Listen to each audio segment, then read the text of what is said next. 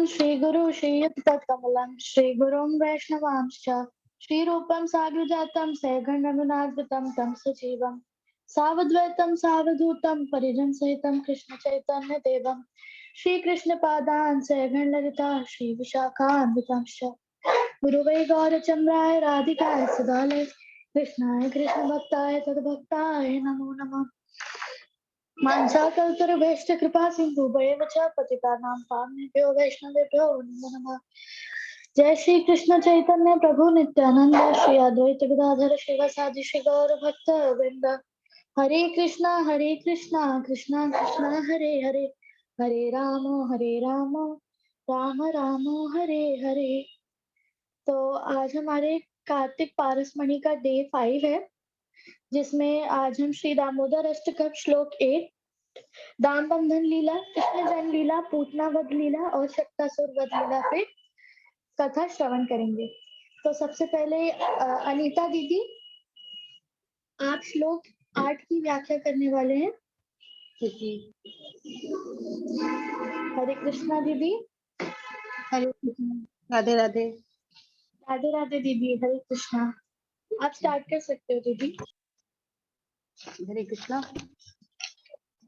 ओम अज्ञानतिमिरान्धस्य ज्ञानाञ्जनशलाकया चक्षुरुन्मीलितं येन तस्मै श्री गुरुवे नमः। मैं अपने गुरुदेव भक्ति वेदांत श्रीधर गोस्वामी महाराज जी के चरणों में अनंत कोटि दंड प्रणाम करती हूँ और उनसे अहितों की कामना करती हूँ। और मैं अपनी शिक्षा गुरु श्रीमती विशाखा देवी तासी और पूज्य पासुंदा गोपाल प्रभु जी के चरणों में भी अनंत कोटि दंड प्रणाम करती हूँ और उनसे भी हितों की कामना करती हूँ। सभी वैष्णवियों को मेरा यथा योग्य प्रणाम। आज मुझे दामोदर अष्टकम के 8वें श्लोक की व्याख्या करने की सेवा करने का मौका मिला है। हरे कृष्णा। 8वां श्लोक है, नमस्ते अस्तुताम्ने स्फुरदीप्ति धाम्ने तदियोदराथाय विश्वस्य धाम्ने नमो राधिकाय तदीये प्रियाय नमो अन्ते लीलाय देवाय तुभ्यम्। इस श्लोक में श्री सत्यव्रत मुनि जी इस स्तुति को समाप्त करते समय रस्सी को प्रणाम कर रहे हैं और क्या कह रहे हैं कि भगवान किसी भी अवतार में किसी से भी नहीं बंधे हैं। वह उनको कोई भी ऐसी शक्ति नहीं है जो भगवान कृष्ण को बांध पाए, और ब्रज में रहकर सिर्फ भगवान की शक्ति, श्री बलराम जी भी कभी किसी दाम में नहीं बंधे हैं, लेकिन हमारे ब्रजेंद्र नंदन है जो यशोदा नंदन है, वो भगवान अपनी मैया की प्रेम रूपी रस्सी में बंध गए हैं। तो उन्होंने भगवान कृष्ण के जो भी चीजें हैं वह कभी भी कोई भी चीज जड़ नहीं है। जैसे कि उनका कुंडल हुआ, उनका शंख हुआ, उनका चक्र हुआ, उनके चक्र का ही सुदर्शन दर्शन में जगन्नाथ जी में भी देखने को मिलता है। तो इसी तरह से जो रस्सी है वह भी जड़ नहीं है। तो क्योंकि नमो देव दामोदरांत, जो उनकी उदर है, जो रस्सी है, वह रस्सी बहुत ही मतलब भाग्यवान है। तो स्तुति को समाप्त करते हुए पार्थिव सिद्धि के लिए भक्ति विशेष द्वारा उनके असाधारण परिकर परिवार वाले सभी लोग पूजनीय हैं और दर्शनीय हैं। तो सत्यव्रत मुनि जी उस रस्सी को प्रणाम क्यों कर रहे हैं? क्योंकि उस रस्सी ने भगवान के उदर को बांधा है। भगवान का उदर जिसमें समस्त ब्रह्मांड है, जिसमें 14 भुवन 14 लोक हैं, उस रस्सी ने भगवान के उदर को बांध दिया है। तो उस रस्सी को प्रणाम कर रहे हैं और वो कह रहे हैं कि मैं उस रस्सी को बार बार प्रणाम करता हूँ। और उदर बंधन के बाद फिर वह उस उदर को भी नमस्कार कर रहे हैं। दाम जो चमक रहे तेज का, जो चमक रहे तेज का आश्रय है, यानी कि भगवान में कितना तेज है, कितना उनमें, उनको भी रस्सी ने बांध लिया है। फिर वो कह रहे हैं कि आपके उदर को प्रणाम है, क्योंकि उदर के द्वारा ही सौंदर्य और वात्सल्य लीला आदि का प्रकाशन हुआ है। जो संपूर्ण जगत अर्थात चराचर का आधार है, उसे प्रणाम है, क्योंकि उदर में 14 लोग विराजमान हैं। और इस उदर में भगवान ने यशोदा मैया को 2 बार दर्शन करवाए हैं। एक बार तो जब वह बचपन में जम्हाई ले रहे थे, तो यशोदा मैया को अनायासी उनके मुख में पूरी सृष्टि का दर्शन हो गया। और दूसरी बार ब्रह्मांड घाट पर जब कृष्ण कन्हैया ने मिट्टी खा ली थी, तो बलराम प्रभु जी ने मैया को बताया कि मैया कृष्ण मिट्टी खा रहे हैं। तो मैया ने जब उनका मुंह खुलवाया तो उसमें यशोदा जी को समस्त ब्रह्मांड दिखाई दिया। तो उस रस्सी को जब यशोदा मैया उस रस्सी से कन्हैया को बांधने लगी, तो उन्होंने बहुत प्रयास किया, लेकिन वो नहीं बांध पाई। क्यों नहीं बांध पाई? 2 उंगली रस्सी कम पड़ रही थी। 2 उंगली रस्सी क्यों कम पड़ रही थी? क्योंकि 2 जो उंगल रस्सी का मतलब क्या है? एक चेष्टा और एक निष्ठा। भगवान को हम, उस ईश्वर को हम नहीं बांध सकते, लेकिन भगवान तो भक्त पराधीन है। वो भक्त के प्रेम में बंध जाता है, बंध जाते हैं, लेकिन कैसे? उनको एक तो चेष्टा होनी चाहिए और एक निष्ठा होनी चाहिए। इसका ऐसे प्रयास करेंगे, सॉरी मैं अपना उदाहरण दे रही हूँ, कि जैसे हमें नहीं पता था, मुझे नहीं पता था गौड़ी संप्रदाय भी कोई होती है, लेकिन अनायास ही विशाखा दीदी से मिली। तो जब मैंने उनकी कथा सुनी, ऐसे ही सुनी, नॉर्मल कथा थी, लेकिन उसमें निष्ठा जागी। फिर धीरे धीरे चेष्टा की, तो चेष्टा और निष्ठा करके शायद कुछ कदम में आगे बढ़ पाई हूँ। तो भगवान को पाने के लिए चेष्टा और निष्ठा तो दोनों ही चाहिए। इसीलिए, और जब यशोदा मैया ने हार नहीं मानी और वह कृष्ण भगवान को बांधने के लिए प्रयास करने लगी, तो कृष्ण भगवान की कृपा से ही वह रस्सी बांध पाई भगवान को। उसके बाद आता है नमस्ते अस्तु दामने स्फुरदीप्ति दामने त्वदीयोदराथा विश्वस्य धामने, यानी कि उस रस्सी को नमस्कार जिसने विश्व जिसके अंदर विश्व ब्रह्मांड है उसको बांधा है। फिर आता है नमो राधिकाय त्वदीय प्रियाय, नमो अंतलीलाय देवाय तुभ्य। नमो राधिकाय, यानी कि उन राधिका को भी हम प्रणाम करते हैं जो हमारे कृष्ण की प्रियसी हैं, जिनको, और इधर राधिका के साथ, क्योंकि राधिका गोपियों में शिरोमणि है, तो उन सभी को भी प्रणाम आ जाता है। सभी गोपियों का प्रणाम भी राधा रानी के साथ लग जाता है। तो यह जो दामोदर लीला है, ये 2 बार हुई है। एक बार तो हमारी यशोदा मैया ने कन्हैया को बांधा था, और एक बार राधा रानी ने भी हमारे कन्हैया को बांधा था अपने प्रेम बंधन से। तो जब भी, तो इसीलिए नमो राधिकाए त्वदीय प्रियाय, तो हे राधिका रानी, हम तुमको भी प्रणाम करते हैं, क्योंकि वह कृष्ण कन्हैया की तुम प्रिय हो।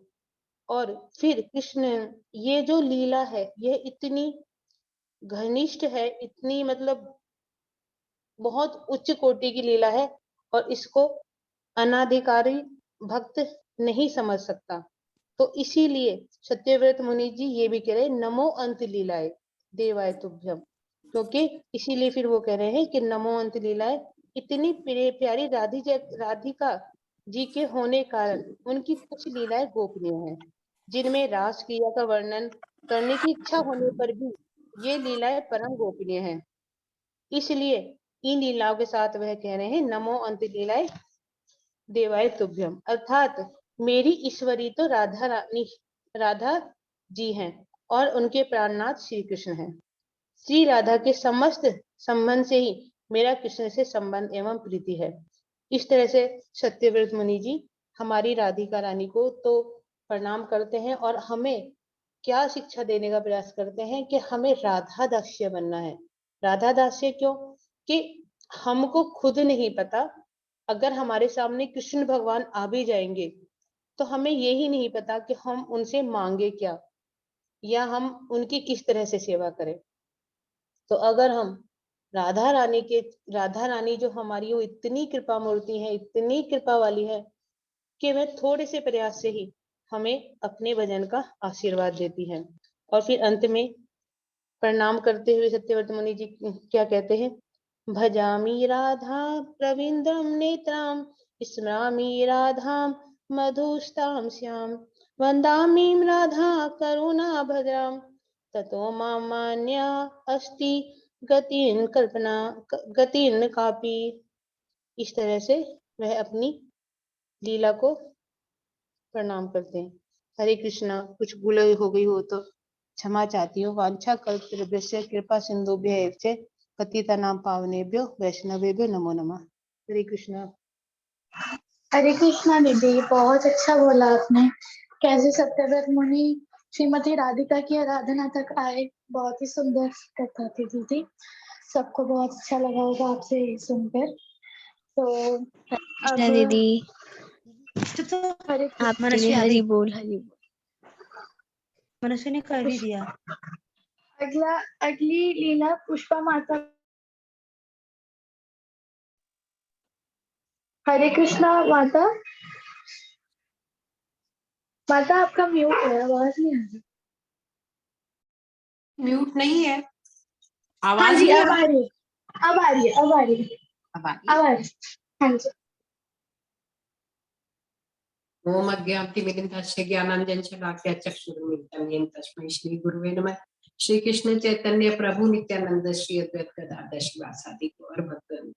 हरे कृष्ण कृष्ण कृष्ण हरे हरे, हरे राम राम राम। सर्वप्रथम मैं अपने गुरु पाद पद्म ओम विष्णु पाद अष्टोत्तर शतशी श्रीमद भक्ति वेदांत श्रीधर महाराज जी के चरणों में अनंत कोटि दंड प्रणाम ज्ञापन करती हूँ एवं उनसे हेतु की कृपा की वांछा करती हूँ। तदुपरांत अपने परम गुरुदेव नित्य लीला प्रविष्ट ओम विष्णुपाद अष्टोत्तर सच्ची श्रीमद भक्ति वेदांत नारायण गोस्वामी महाराज जी के चरणों मेरा अनंत कोटि दंड प्रणाम। तत्पश्चात सुंदर गोपाल प्रभु जी और मेरी शिक्षा गुरु विशाखा दीदी को मेरा दंड प्रणाम। उपस्थित सभी वैष्णव वैष्णवियों को मेरे चरणों में प्रणाम। कार्तिक मास चल रहा है, यह महीना पारसमणि हम सभी जानते हैं और हमने इसको नाम भी दिया है पारसमणि के समान है। पारसमणि का क्या है कि पारसमणि को जिस भी वस्तु से अगर हम पत्थर से भी छुआएंगे तो वो उसको सोना कर देती। तो इस मास की भी यही महत्ता है। ये महीना हम जितनी भी भक्ति अपनी भगवान का नाम जाप जो भी करेंगे उसका हमें अनंत कोटि फल मिलता है। और इस मास में भगवान की भी बहुत सारी लीलाएं हुई थी, जिसमें गोवर्धन लीला, दामोदर लीला इत्यादि कई बहुत सारी लीलाएं हैं इसकी। तो आज हम दामोदर लीला को श्रवण करते हैं।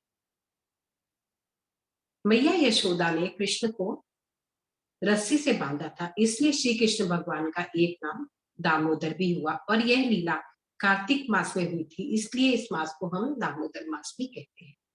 दाम दाम यानी कि संस्कृत में दाम बोलते हैं रस्सी को, और उदर यानी पेट। मैया यशोदा रोज रोज गोपियों के रुलाने सुनकर बहुत परेशान हो गई थी। कभी कोई गोपी आकर रुलाना देती तो कभी कोई गोपी आकर रुलाना देती। कोई कहती, अरे नंद रानी, आज तेरो लल्ला आकर मेरे घर में सब माखन फैला गयो और दूध दही की मक्खियां भी फोड़ गयो। कोई कहती, अकेला आई तो कोई बात नहीं, साथ में सारी ग्वाल टोली को, सारे सखाओं को ले आता है और खुद तो खाता है, जो खाता है सबको खिलाता, और खाते हैं जितना खाते हैं, उसके अलावा सारा हमारा माखन फैला जाते हैं, दूध दही फैला जाते हैं। कोई कहती हमारे बछड़े खो जाता है। कोई कहती, अरे यशोदा, क्या तुम अपने लाला को खाने को नहीं देती हो, जो वो घर घर माखन चोरी करता है। अब रोज के उलाहने सुन सुनकर तो मैया सोचने लगी, क्या मेरे लाल को मेरे घर का माखन पसंद नहीं है? क्या घर का माखन खट्टा होता है? ऐसा विचार करके मैया, चलो मैं मेरे लाला के लिए आज मैं माखन खुद ही बनाऊंगी। और मैया ने सभी सेवक सेवकाओं को दिवाली के त्योहार की छुट्टी दे दी और कहा, जाओ सब कार्तिक मास में दीपदान करना, मैं खुद ही घर का सब काम कर लूंगी। अब नंद बाबा के घर तो 9 लाख से भी ज्यादा गौएं थी। इनमें भी 8 श्रेष्ठ उत्तम गाय पद्मगंधा, गंगा, जिनका दूध बहुत ही मीठा है। मैया ने उन गौओं को घर का ही चारा खिलाकर और दुग्ध दोहन किया और गर्म करके फिर उस दूध को ठंडा करके माँ ने दही जमा दिया। आज मैया ब्रह्म मुहूर्त में सुबह सुबह उठकर दधि मंथन करने बैठ गई। दधि मंथन करते करते भी मैया के मानस पटल पर तो अपने लाल का ही स्मरण हो रहा था और सोच रही थी कि अब से मेरा लाला किसी के भी माखन घर चुरा कर नहीं खाएगा, घर का ही स्वादिष्ट माखन खाएगा अब तो मेरा लाल, और ना कोई गोपी अब उसकी शिकायत करने आएगी। यशोदा मैया दधि मंथन करती बहुत ही सुंदर लग रही थी। मैया थोड़ी सांवली थी परंतु अद्भुत सौंदर्य था माँ का। केसरिया रेशमी वस्त्र पहने थी, कमर में करघन पहने थी तथा मैया के जो चूड़ी और कंगन थे, मैया जब दधि मंथन कर रही थी तो उन चूड़ी कंगन की जो जनकार से ऐसी आवाज आ रही थी मानो करताल बज रहा हो, और दधि मंथन का जो ध्वनि थी वो ऐसा लग रहा था मानो कि धिक तान मृदंग की आवाज को, और उसमें से कैसी आवाज आ रही है, धिक तान। धिक माने धिक्कार है उन लोगों को जो इस जीवन में कृष्ण का भजन नहीं करते, और तान माने कि वो लोग। साथ ही मैया, और ये तो कर रही है मैया, दधि मंथन तो कर रही है, साथ ही साथ मैया मधुर ध्वनि में उस राग में राग मिला करके और सुर मिलाकर कीर्तन भी कर रही थी। गोविंद दामोदर माधवेति, गोविंद दामोदर माधवेति। तो यहाँ हमें मैया यशोदा से यह शिक्षा लेनी चाहिए, एक तो हमें ठाकुर जी की सेवा इतने ही उत्साह से करनी चाहिए जैसे मैया कर रही है, और दूसरे ब्रह्म मुहूर्त में उठकर भगवान का ध्यान करना एवं सेवा करनी चाहिए। हमें गृहस्थ जीवन में भी हर कार्य को हाथ से करते हुए भी मुंह से उनका स्मरण एवं कीर्तन करना चाहिए। बालम मुकुंदम मनसा स्मरामि, श्री कृष्ण गोविंद हरे मुरारी, हे नाथ नारायण वासुदेव। जहाँ कृष्ण का कीर्तन होगा वहां कृष्ण जरूर ही आएंगे, और मैया इतने प्रेम भाव से अपने कन्हैया का स्मरण चिंतन कीर्तन कर रही है तो कृष्ण कैसे नहीं आएंगे। इधर माँ का कीर्तन एवं प्रेम भरे संगीत को सुनकर कन्हैया उठ गए और सोचने लगे, प्रतिदिन मैया मुझे सुंदर सुंदर लोरी गाकर बड़े प्यार से जगाती है, किंतु आज तो मैया आई ही नहीं, और जोर जोर से रोने लगे ताकि उनका रोदन सुनकर मैया दौड़ी दौड़ी आएगी। छोटे बच्चे जो होते हैं ना, वो कभी भी उनको बोलना नहीं आता है तो वो रोकर ही, जब वो जोर जोर से रोते हैं तभी माँ उनके पास अपने बच्चे को संभालने के लिए पहुंच जाती है। लेकिन ये क्या, आज तो मैया को जैसे कन्हैया का रोना सुना ही नहीं, वो तो अपने दधि मंथन कीर्तन में लाल के चिंतन में ही इतनी मग्न थी कि उन्हें कुछ भी नहीं पता चला। अब इधर कन्हैया बहुत कोशिश करके पेट के बल घिसट कर पलंग से उतरे एवं लड़खड़ाते लड़खड़ाते रोते रोते मैया के पास आए, और क्या करा, एक हाथ से तो मैया का जूड़ा पकड़ लिया और दूसरे हाथ से दधि मंथन की मथाने को। जब लाला ने दंड को पकड़ लिया तो मैया ने अपने पास लाला को देखा जो अश्रुपूरित नेत्रों से रो रहे थे, और रोने के कारण जो काजल लगा रखा था आंखों में वो भी पूरे चेहरे पे फैल गया था। मैया ने झट से अपने लाल को गोदी में उठा लिया। मैया का हृदय वात्सल्य प्रेम से भर गया और अपने लाल को आंचल से ढककर दुग्ध पान कराने लगी एवं ममत्व से उसके सिर पर हाथ फेरने लगी। मैया की आंखों में वात्सल्य प्रेम के आंसू आ गए और मैया रोमांचित हो गई। भक्ति करनी है तो मैया जैसा भाव होगा तभी भगवान मिलेंगे। यहाँ वात्सल्य रस के विषय बाल कृष्ण है और आश्रय माँ यशोदा है। इधर बाल कृष्ण दूध पी रहे थे, तभी मैया ने देखा कि जो दूध वो गर्म करने को चूल्हे पर रखकर आई थी वो उफन कर गिरने लगा। इधर दूध सोच रहा है, माँ यशोदा तो के स्तन में तो पूरे ब्रह्मांड का दूध भरा है और कन्हैया का पेट भी कोई छोटा नहीं है, उसमें अखिल ब्रह्मांड है, समा सकता है, अर्थात मैया दूध पिलाती रहेगी और कन्हैया दूध पीते ही रहेंगे, इस प्रकार मेरा तो जीवन व्यर्थ हो जाएगा। यह सोचकर और दूध चूल्हे में अपनी आत्म आहुति देने लगा, यानी कि अपना जीवन ही खत्म करने लगा। यहाँ यह दूध इस जड़ जगत का दूध नहीं है, गोकुल धाम की तो हर वस्तु चिन्मय है, इसलिए वहां का दूध भी सोच सकता है। यहाँ से हमें यह शिक्षा मिलती है कि हमें जो यह वास्तव में हमें जो यह मानव जीवन मिला है, इसे अगर हम भगवान की भक्ति एवं कृष्ण सेवा में नहीं लगाएंगे तो हमारा जीवन निरर्थक ही है। इधर मैया ने सोचा दूध अपनी आहुति दे रहा है, कान्हा को तो मैं दूध तो पिला दूंगी, लेकिन और चीजें कहाँ से आएंगी अगर दूध बन गया तो? जैसे दही है, माखन है और मिठाइयां वगैरह बनानी है कन्हैया के लिए, वो सब कहाँ से आएगा? तो तुरंत मैया ने तुरंत कन्हैया को अपनी गोदी से उतारने लगी, परंतु कन्हैया ने जब देखा कि माँ तो मुझे हटा रही है, माँ के लिए तो दूध से ज्यादा तो दूध हो गया है, तो माँ कन्हैया ने माँ के स्तन को मुंह में जोर से दबा लिया और दोनों हाथों से माँ को कस के पकड़ लिया और अपने दोनों नन्हे नन्हे पैरों से भी माँ की कमर को बांधने लगे। मैया तो मैया है। अब मैया ने एक झटके में एक हाथ से कन्हैया को हटाया और उठा के बिठा दिया और बैठ बोल के और चली गई दूध को बचाने। यहाँ भगवान की भगवत्ता और ऐश्वर्य कुछ भी काम नहीं आया। माँ यशोदा के वात्सल्य प्रेम के आगे भगवान का ऐश्वर्य भी हार गया।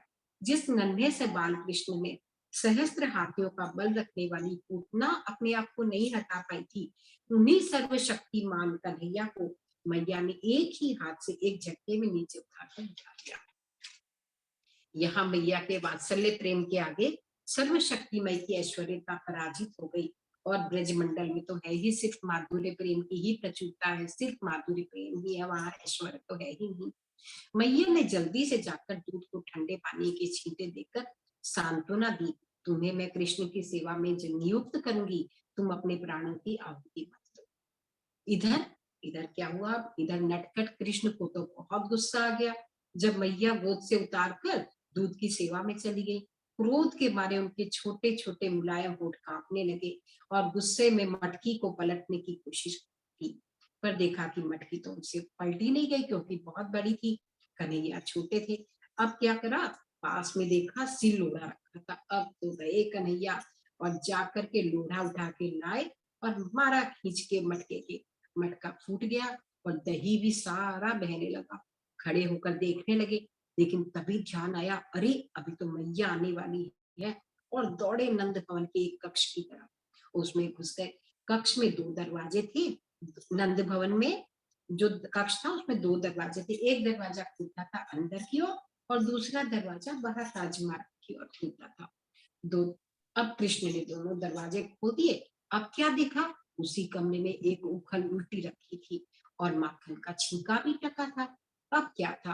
अब तो माखन को देख के तो झट उखल पर चढ़कर बैठ गए और छींके में से नवनीत निकाल निकाल कर खाने लगे। अब बाहर का दरवाजा खोल दिया था तो खुला देखकर तो कन्हैया को देखकर बंदर और कौवे भी अंदर आ गए, उनको भी माखन खिलाने लगे। यहाँ बंदरों को माखन खिलाने का तात्पर्य है कि त्रेता युग में जब बंदरों ने भगवान राम की सहायता करी थी तो भगवान के पास उस टाइम कुछ था नहीं उनको खिलाने के लिए, और बंदर जो थे वो अपना पेट ऐसे ही कुछ भी जंगल के कोई फल कंदमूल खा करके पेट भर लेते। अब कृष्ण ने सोचा अब इनको इस बार तो मेरे पास माखन है, तो अब इनको माखन खिला रहे थे।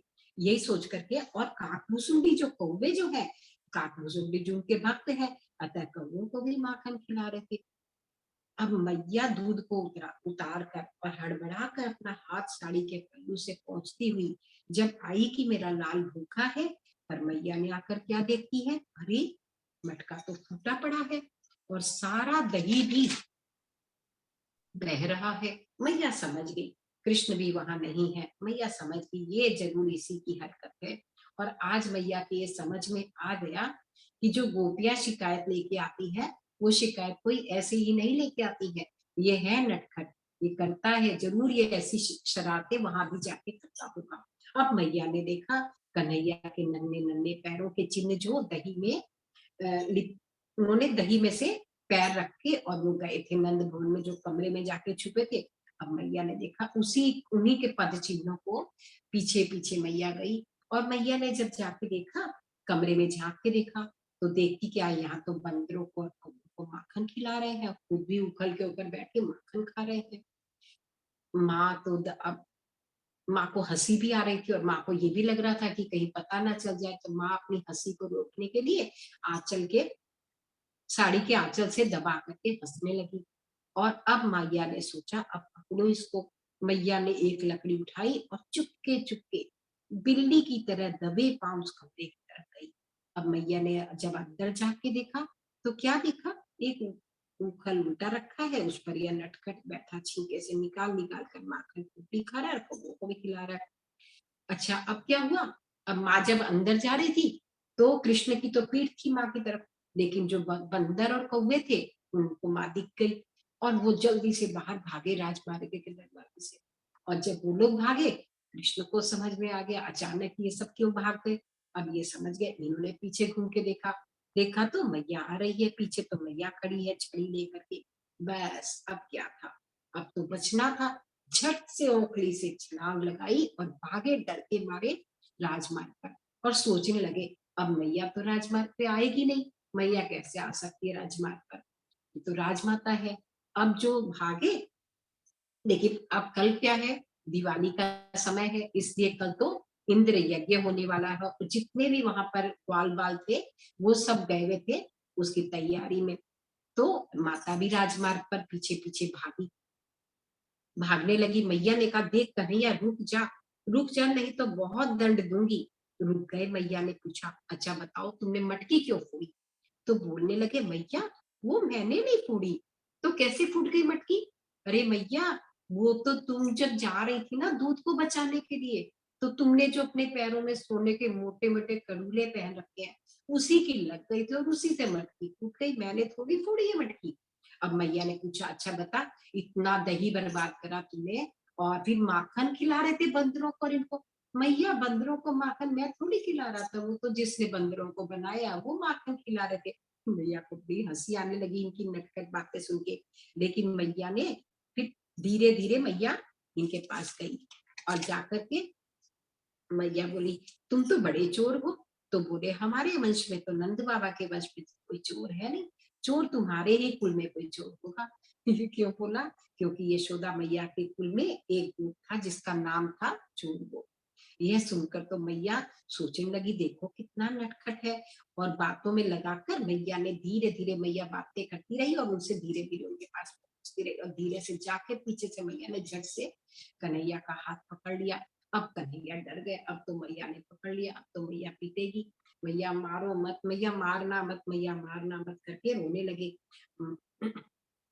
कृष्ण का सब कुछ ही मधुर है। जब डर के मारे रोने लगे तो मैया को दया आ गई और सोचने लगी इसका दंड तो देना जरूरी है। लेकिन क्या होता है, मैया ने सोचा दंड तो दूंगी लेकिन कृष्ण को अकेले को दंड नहीं दूंगी, दंड दूंगी साथ में इस ओखल को भी दंड दूंगी। क्यों, क्योंकि कोई अपराध करता है ना तो वो तो दंडनीय होता ही है, पर जो अपराध करने में सहायता करता है उसे भी दंड मिलता है। अब मैया कृष्ण को बांधने का विचार करने लगी, सोचा इस उखल और कन्हैया दोनों को ही बांधूंगी, इसने भी चोरी में मदद की है। अब मैया ने अपने जूड़े में से रेशम की डोरी जो बंधी हुई थी उसको निकाला और कृष्ण को बांधने लगी। पर मैया ने देखा क्या, जैसे मैया सोचा पहले पीठ से बांधूंगी इसको, पेट से लेके पीछे बांधूंगी नहीं तो ये खोल लेगा, और फिर उखल को बांधूंगी पीछे से। अब मैया जब बांध रही थी तो 2 उंगली छोटी पड़ गई, मैया और रस्सी लाई। ऐसे करते करते मैया रस्सी लाती गई बांधती गई, लेकिन हर रस्सी 2 उंगली छोटी पड़ जाती थी। यहाँ 2 उंगली से क्या तात्पर्य है, एक तो है कृष्ण की कृपा भगवत कृपा और दूसरी हमारी चेष्टा। भक्ति एक मूल है और दोनों, और हम जब दोनों की जरूरत होती है हम प्रयत्न भी करेंगे तभी हमको भगवान की कृपा भी होगी। अब यहाँ पर हम इसको एक कहानी के उदाहरण से समझते हैं।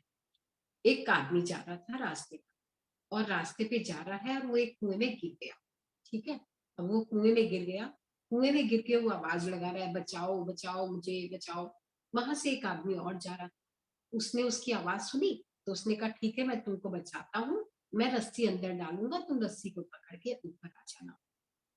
तो कुएं में गिरे व्यक्ति का चिल्लाना और रस्सी का पकड़ना ये क्या है, निकाल जो रहा है वो तो उसकी कृपा है।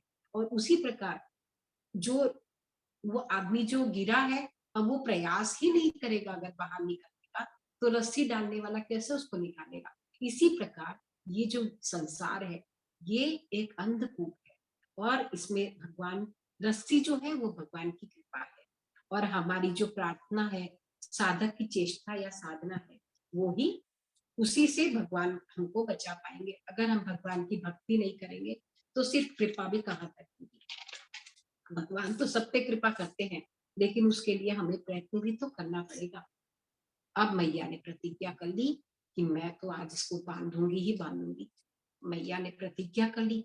अब कृष्ण देखा कि मैया की तो प्रतिज्ञा कठोर हो गई है कि अब उनको बांधना ही बांधना। इधर क्या हुआ, सब गोपियां आके खड़ी हो गई थी, और गोपियां जब आके खड़ी हो गई तो वो कृष्ण का माता यशोदा का मजाक उड़ाने लगी। अरे मैया, इसको क्या बांधोगी तुम, इसको कोई बांध पाया है क्या, ऐसे करके। अब मैया सोचो, मैया को बड़ा बुरा लग रहा था कि क्या मैं अपने छोटे से लाल को आज बांध ही नहीं पा रही, अब तो मुझे बांधना ही है, इसको अब मैं बांध के ही मानूंगी। इधर मैया को उंगल से बांध कर, अच्छा, अब मैया ने, अब भगवान ने देखा कि अरे मैया ने तो प्रतिज्ञा ही कर ली है, तो अब ईश्वर ने खुद ही अपनी कृपा कर दी, और कृष्ण की कृपा से वो पहले वाली जो रस्सी थी उसी से कृष्ण बंध गए।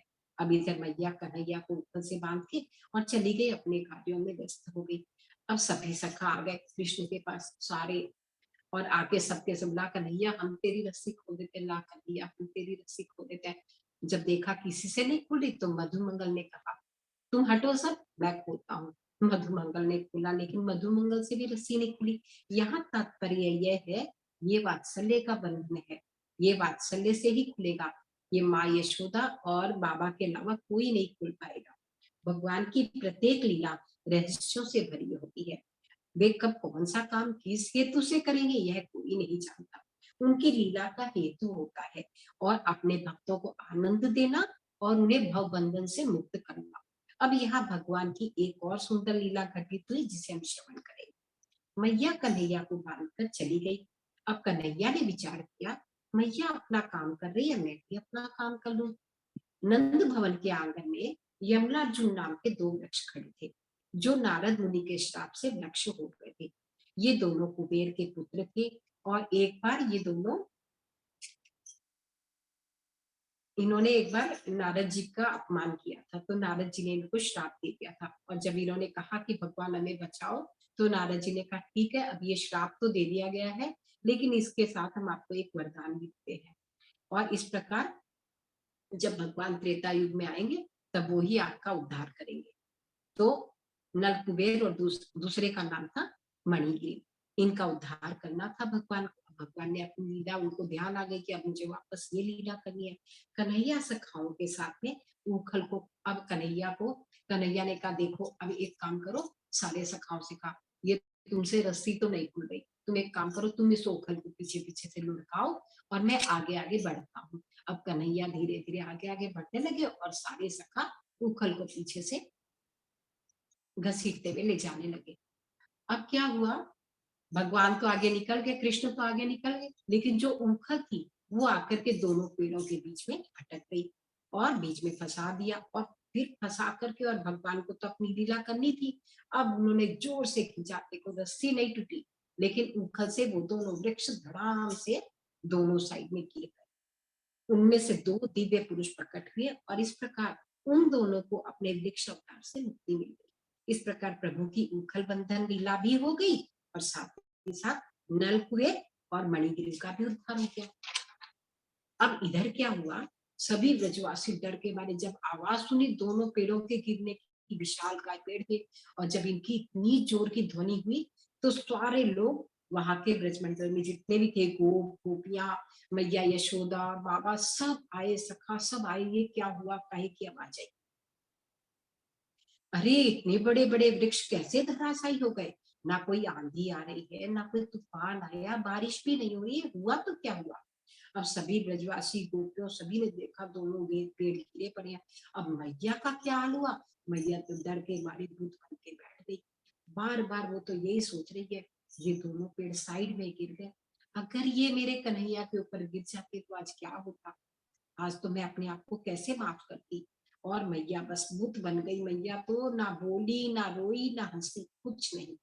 उधर नंद बाबा ब्रह्म ब्रह्म घाट ब्रह्मांड घाट पे स्नान के लिए जा रहे थे, और वो भी दौड़ कर आए और आके देखा, तो जैसे ही कृष्ण ने देखा बाबा आए हैं, तो कृष्ण तो फूट फूट के बाबा को देख के रोने लग गए।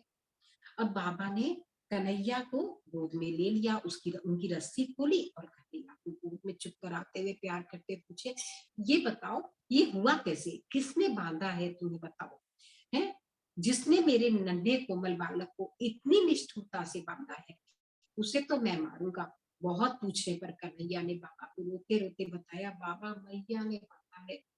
अब बाबा बोले, मैया इतनी कठोर कैसे हो सकती है, इतने नन्हे माखन जैसे मेरे कोमल लाल को बांध दिया। और अब नंद बाबा ने कृष्ण की रस्सी खोली और खोल के बाबा ने, बाबा से रस्सी भी झट खुल गई।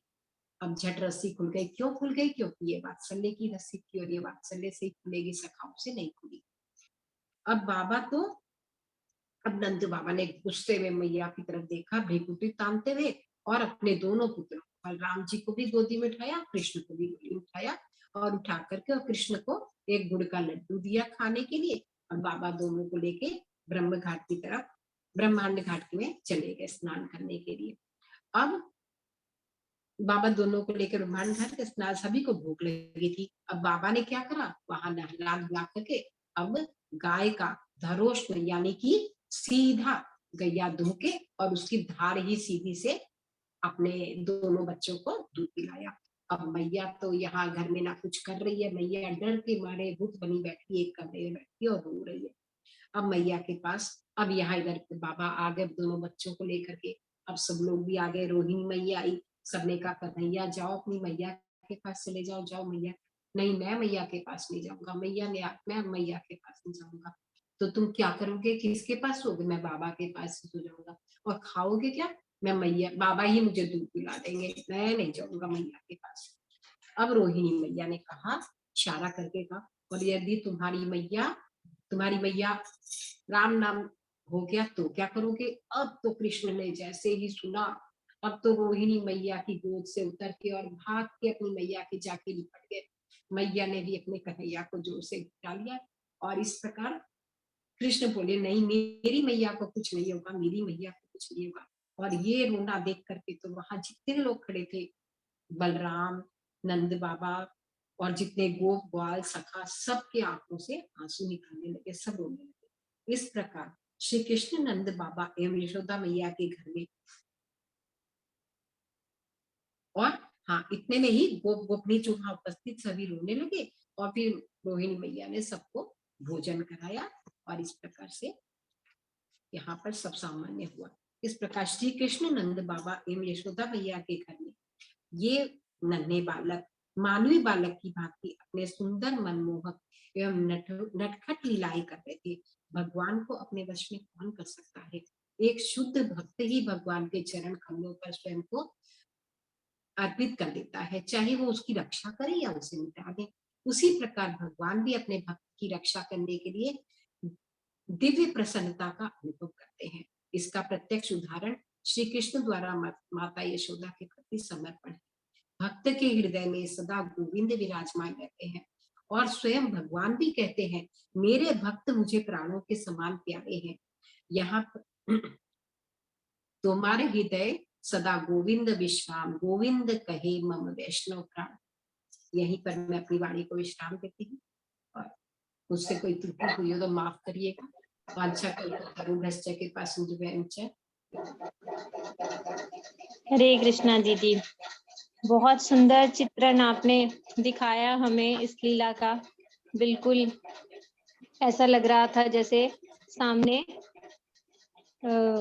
हमारी आंखों के सामने वो दृश्य आ गए थे। इतना सुंदर आपने एक्सप्लेन किया, और आपके लिए तो बहुत बहुत हरी बोल सबको करना चाहिए। दीदी देखो, पूरा 4 महीने, पूरा 4.5 से 6.5 2 घंटे प्रतिदिन की सेवा। हम एक दिन हफ्ते में क्लास सुनने में थक जाते हैं, क्लास बोलने में थक जाते हैं, लेकिन दीदी बिना रुके 4 महीने से इस सेवा में लगी हुई हैं। दीदी आपके लिए बहुत बहुत हरी बोल।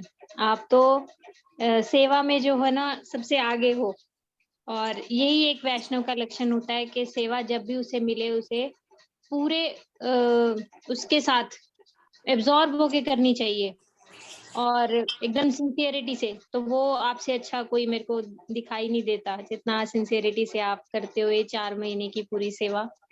तो दीदी आपने बहुत अच्छा बोला। दीदी आप ही लोगों की कृपा है दीदी, मैं तो कुछ भी नहीं, मैं तो एक बद्दजी हूँ, कहाँ एक कोने में पड़ी थी कोयम्बटूर में, कुछ नहीं जानती थी। जब से आप लोगों से मिली, आप ही लोगों की कृपा है, और विशेष करके तो दीदी आपकी कृपा है।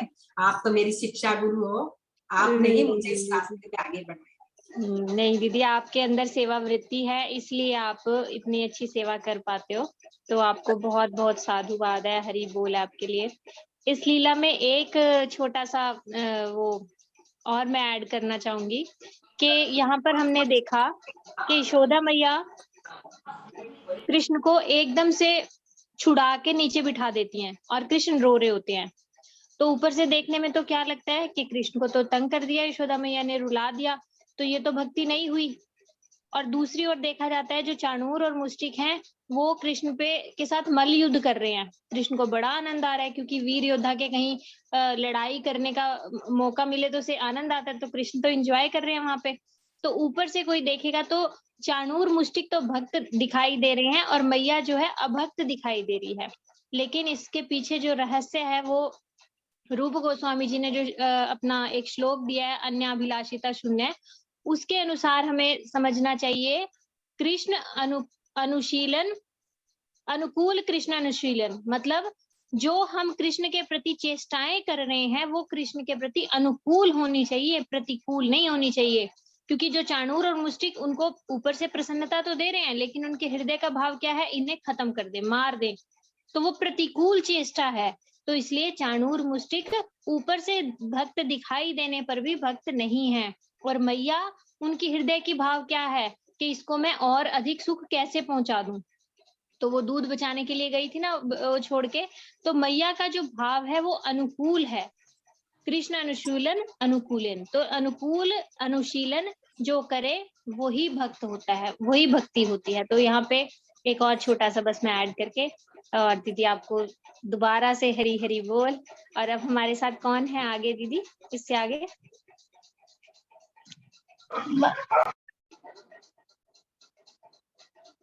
हरे कृष्णा मैया, वैसे तो छवि दीदी है पर वृंदा दीदी की रिक्वेस्ट आई है क्योंकि वो छोटी है ना, तो जल्दी से हो देर जाती हो है गया। हाँ बिल्कुल। वृंदा बेटा, अगर हो सके तो आप अपनी वीडियो ऑन करके बोलना, क्योंकि हम देखना चाहते हैं कितनी छोटी सी गुड़िया हो और इतना सुंदर आप हरी कथा बोल रहे हो, तो सब लोग आपको देखना चाहेंगे।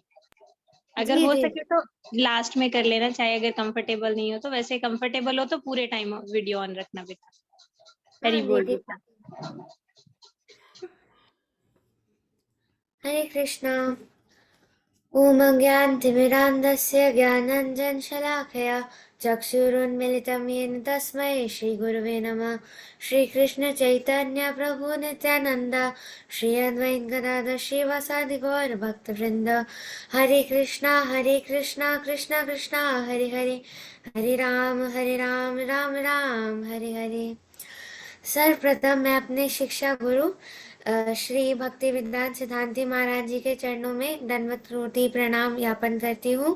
तत्पश्चात सभी वैष्णव गण के चरणों में यथा योग्य प्रणाम ज्ञापन करती हूँ।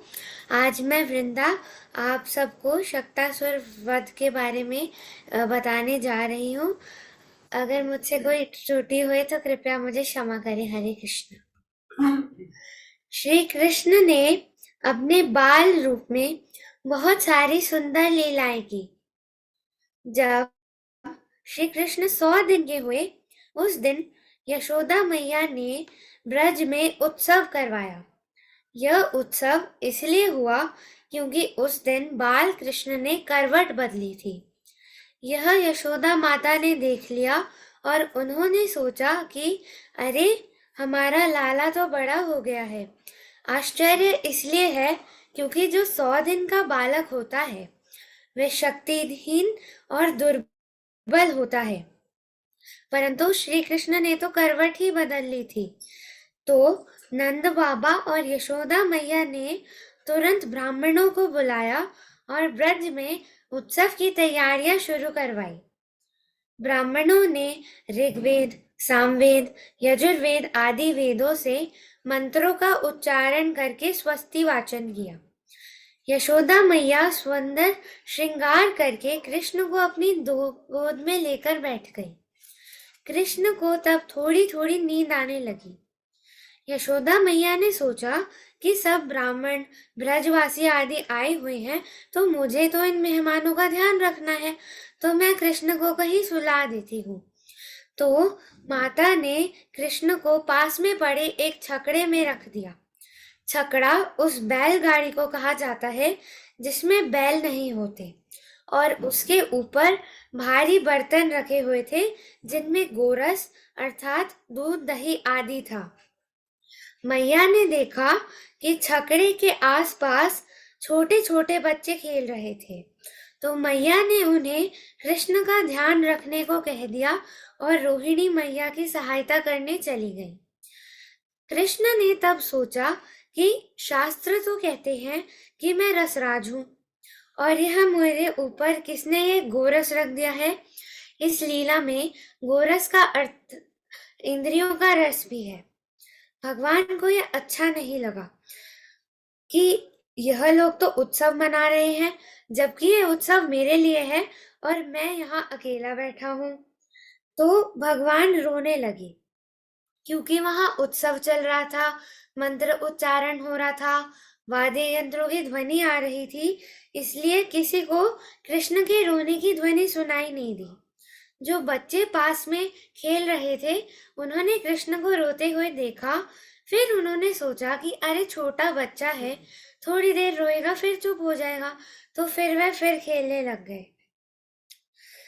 भगवान ने रोते रोते फिर पैर चलाने शुरू किए, और पैर चलाते चलाते उनका पैर बिल्कुल हल्का सा घी के बर्तन को स्पर्श हो गया, जिससे छकड़ा पूरा टूट गया और सारे बर्तन इधर उधर गिर गए और सारा गोरस भी बह गया।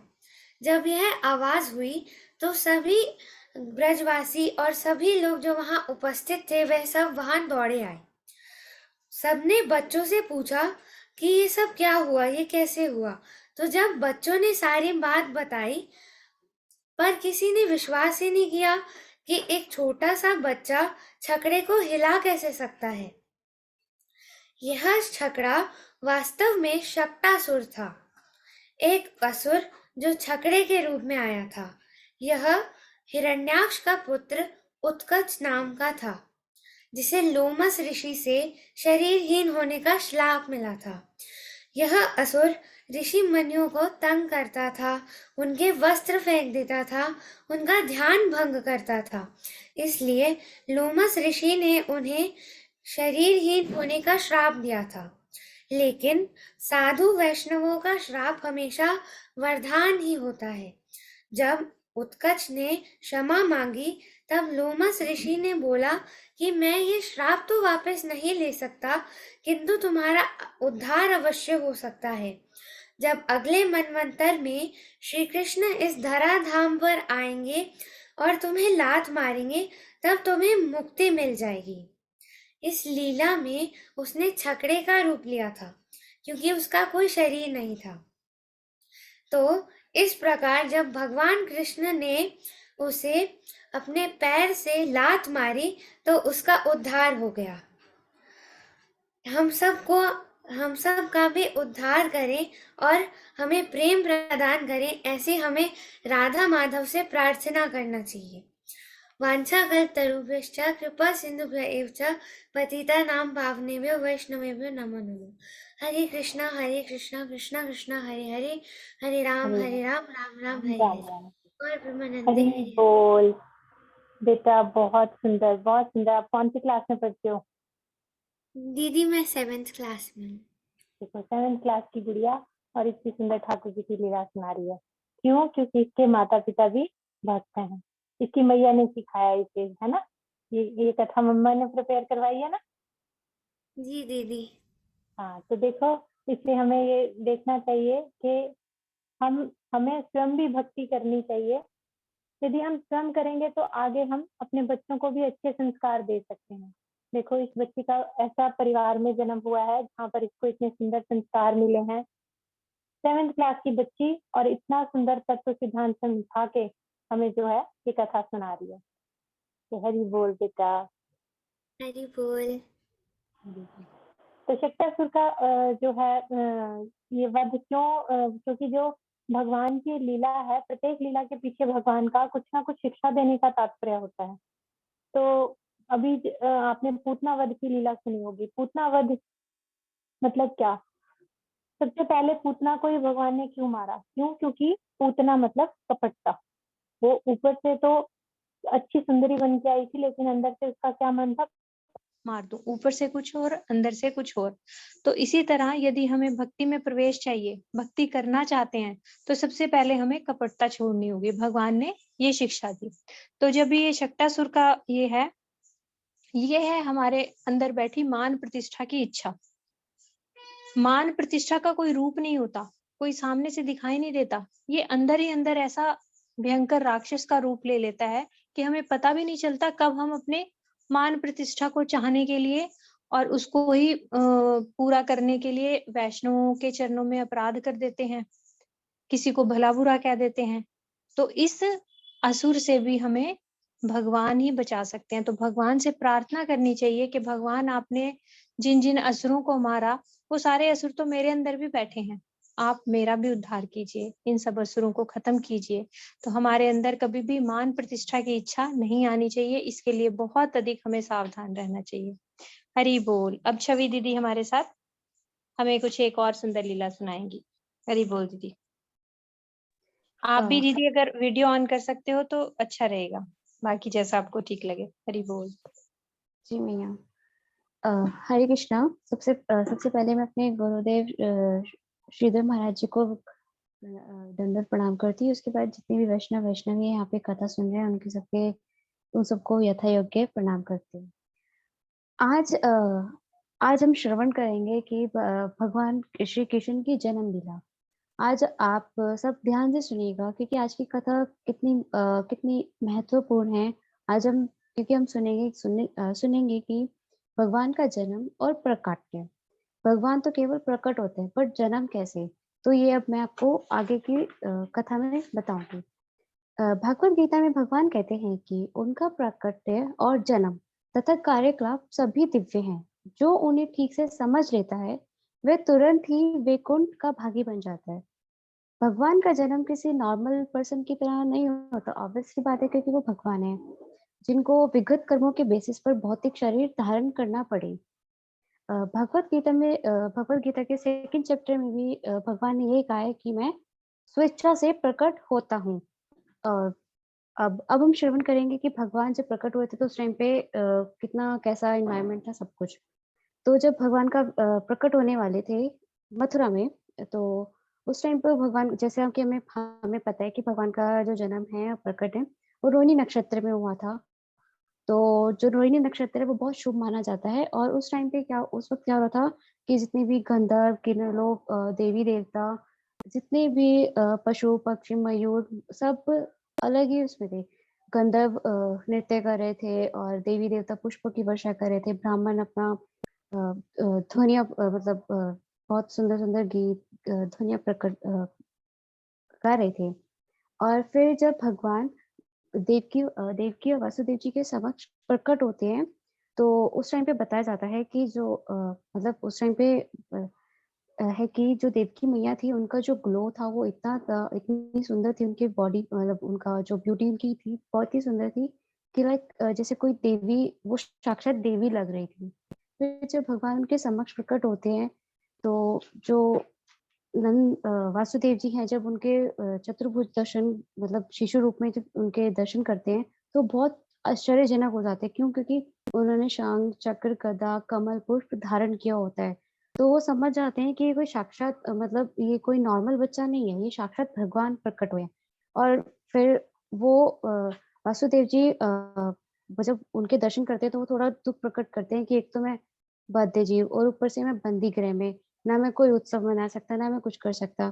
तो फिर क्या होता है कि जब क्षत्रिय राजमहलों में, उस टाइम पे क्या होता था कि जो क्षत्रिय राजमहलों में बच्चे शिशु जन्म लेते हैं, तो उनका बहुत अच्छे हर्ष उल्लास के साथ उनका जन्मोत्सव मनाया जाता है। तो क्या होता है कि फिर जो वासुदेव जी होते हैं, वो मन में बहुत सारी जो हजारों गौएं होती है, वो दान कर देते हैं। फिर वासुदेव जी बोलते हैं कि हे प्रभु, आप दृश्य जगत के प्रलय के मतलब अंत में सारे फोन नहीं खाए को बेबी।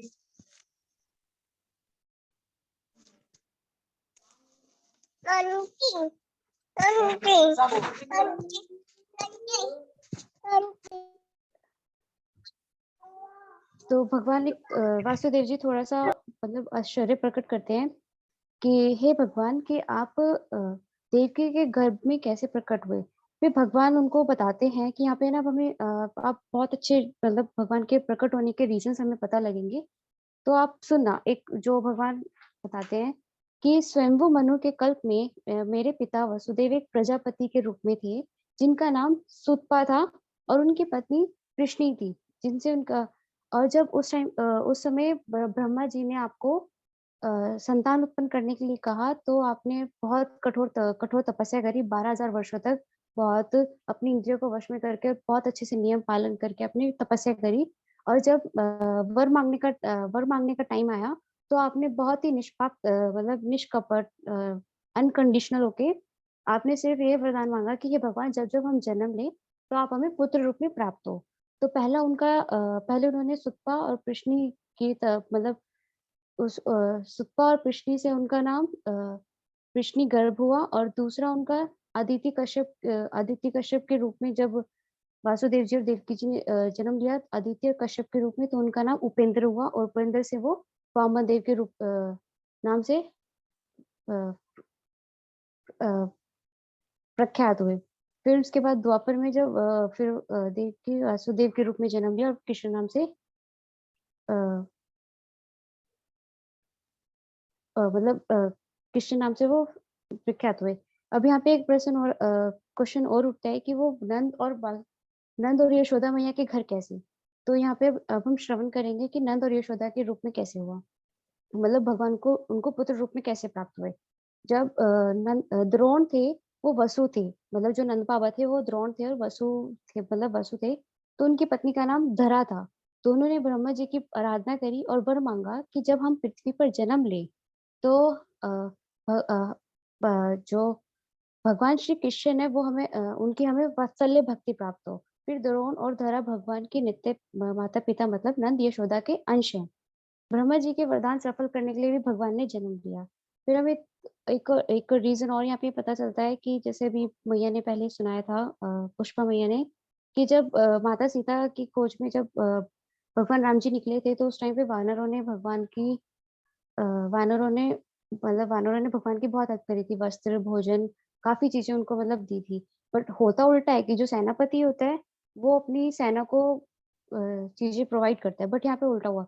भगवान उनका ऋण चुकाने के लिए भगवान ने उनका ऋण चुकाने के लिए कृष्ण लीला में उनको चुरा चुरा के बंदरों को माखन खिलाया था।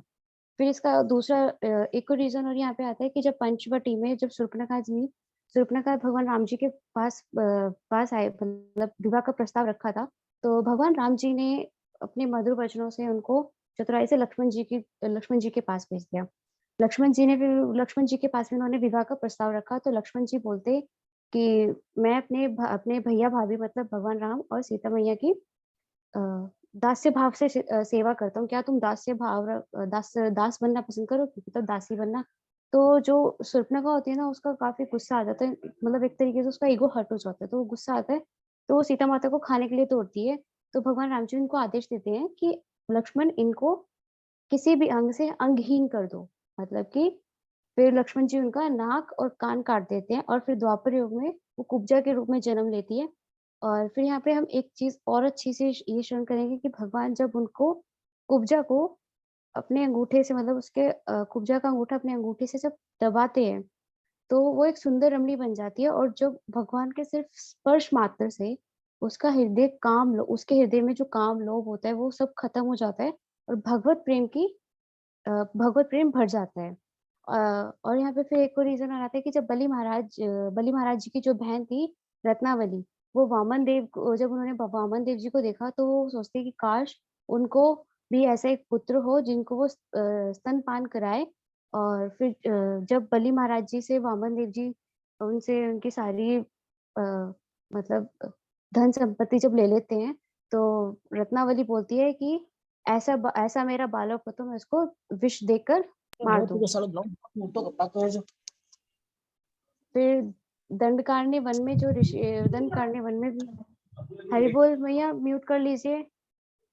फिर दंडकारण्य वन में जो ऋषि तपस्या करते हैं तो भगवान वो सब मतलब कर रहे होते हैं, तो वो बोलते हैं कि भगवान हमें मतलब वो तपस्या करते हैं कि भगवान उनको पति रूप में प्राप्त हो। फिर भगवान उनको कृष्ण लीला में गोपियों के रूप में प्राप्त होते हैं।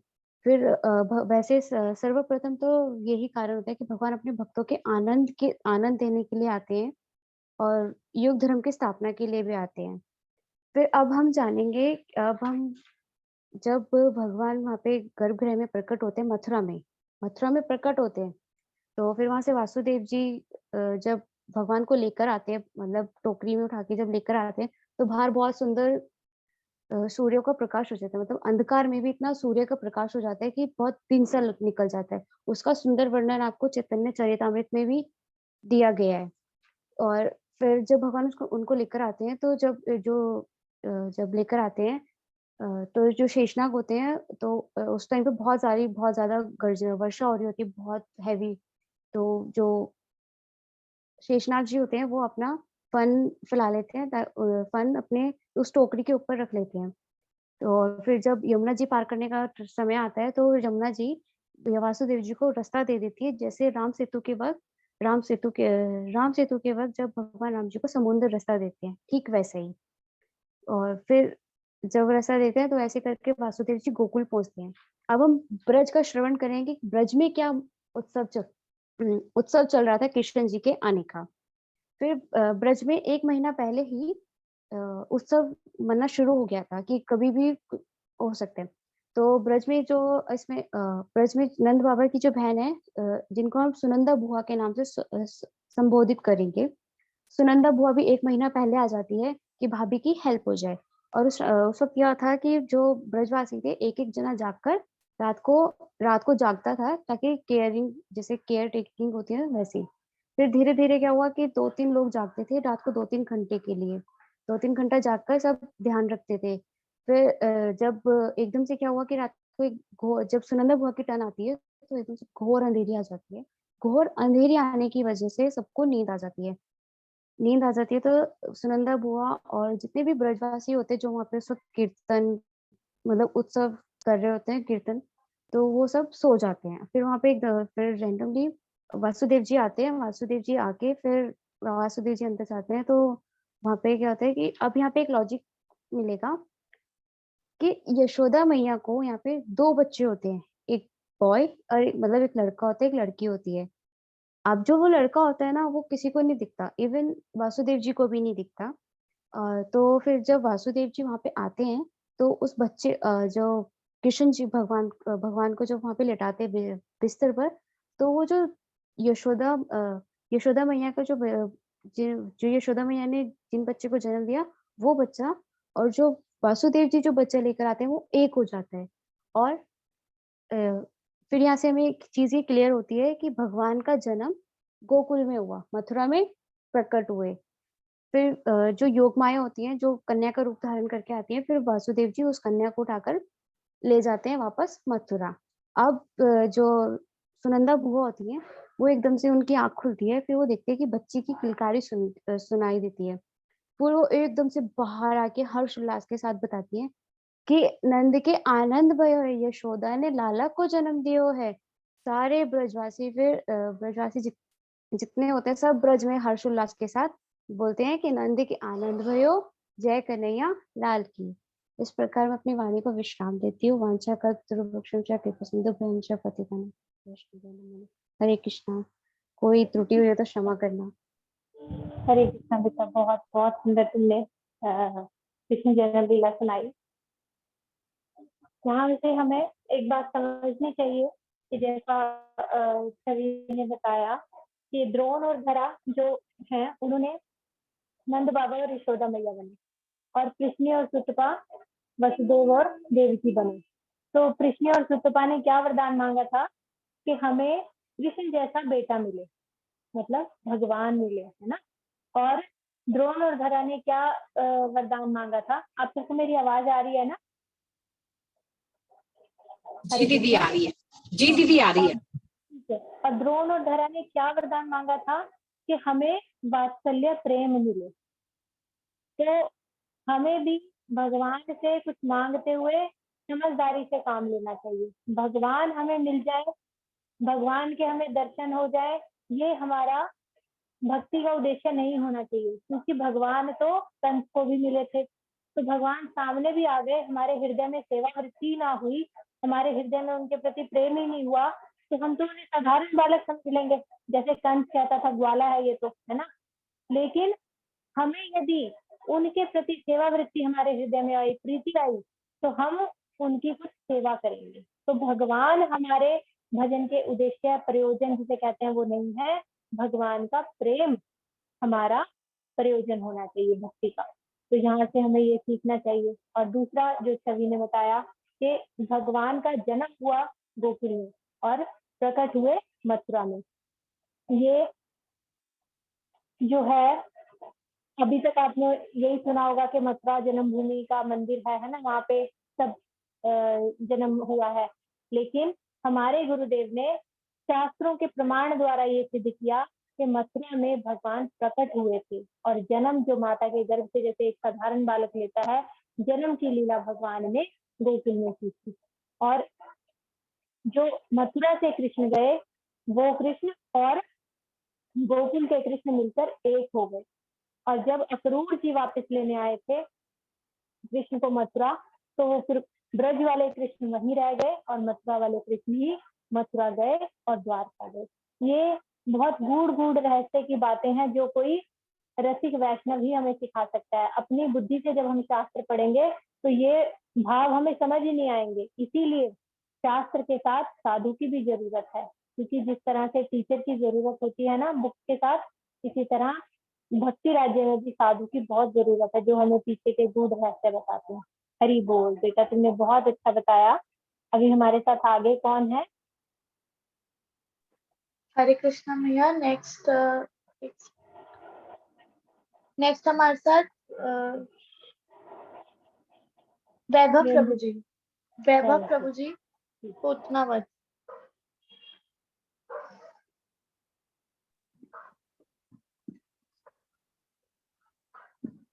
हरे कृष्णा।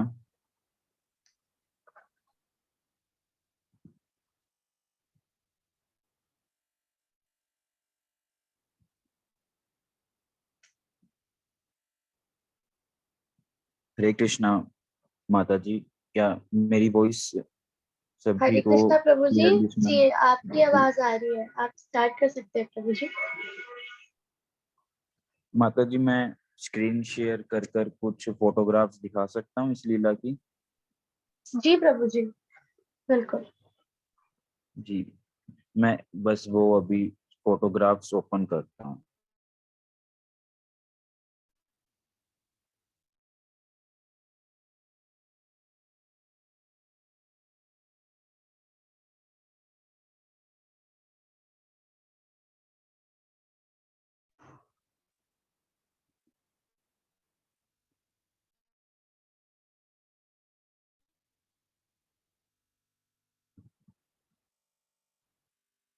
माता जी, वो फोटोग्राफ शेयर करने का ऑप्शन आ गया है, तो मैं अपनी कथा आरंभ करूं यूं ही? जी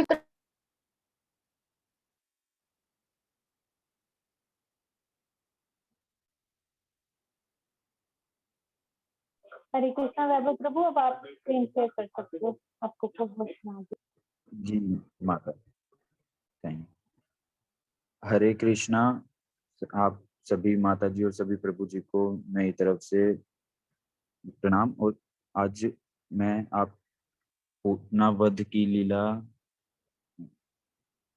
बताऊंगा, जिसमें कि भगवान की अत्यंत महत्वपूर्ण लीला है, क्योंकि इस लीला में भगवान ने सर्वप्रथम किसी अपने कृष्ण अवतार में सर्वप्रथम एक राक्षसी का वध किया था।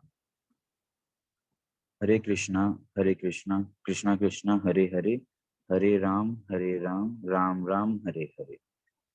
एक समय जब भगवान श्री कृष्ण का जन्म के बाद जब उनके छठी का दिन था, जब वह 6 दिन के हो गए थे, तब नंद बाबा मथुरा जाते हैं वासुदेव जी से मिलने।